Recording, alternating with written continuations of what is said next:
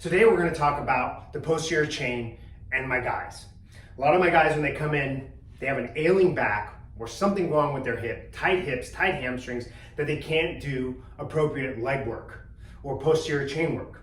I say hip and posterior chain. Just to recap a little bit on what the posterior chain is, technically it's from the base of the skull to the heels.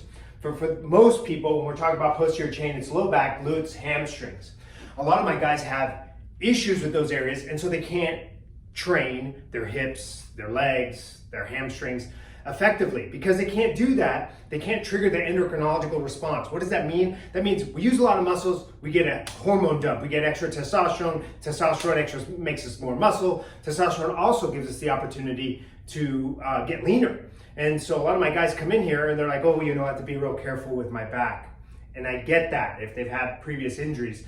But the bigger thing, the elephant in the room is like, hey man, the average woman will walk in here and swing a heavy kettlebell, a heavier kettlebell than most of my guys are swinging. That's a problem, considering they should have more muscle mass. Now, that's not to say that women can't swing a heavy kettlebell. I'm just saying that the average person that comes into the facility.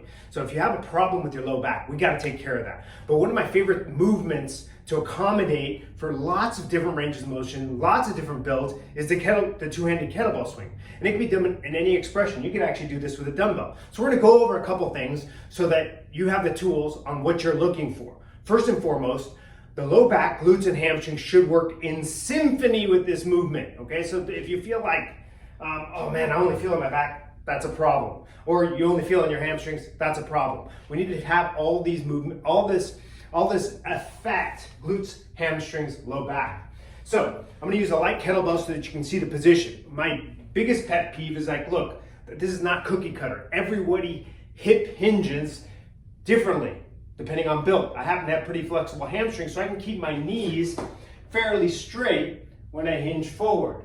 A lot of my guys have real tight hamstrings, they have to bend their knees a little bit more. But the key ingredient is like hiking a football, right? Bringing a ball from here to here. That position back here is where the kettlebell's gotta go. If the kettlebell goes back here, it allows you to drive your hips and hamstrings to send that kettlebell up. If you're feeling fatigue in your shoulders, challenges are you're doing the old squat and lift. This is a big no-no I hate to see, no hip drive.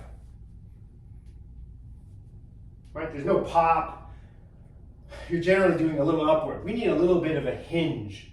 So that doesn't mean you can't bend your knees. So I'm gonna pull my shorts so you guys can see this. Knees slightly bent, I'm hinging forward. Kettlebell is behind my center of gravity. From here I can extend my knees and thrust my hips forward to create that kettlebell to fly up. Okay, if you don't have a kettlebell, you're doing a single arm dumbbell swing, the same thing. Hips are coming forward. You don't have that, you use a gallon of water, same thing. Hips forward. Or, one of my favorite tools is a T-handle. You can make this real cheap at Home Depot and swing this. Same premise. Everyone is hip hinging, back is flat, knees are slightly bent. What we don't want to see is the old Quasimodo back and rounding out, or the squat and the lift. All right, get out there and lift.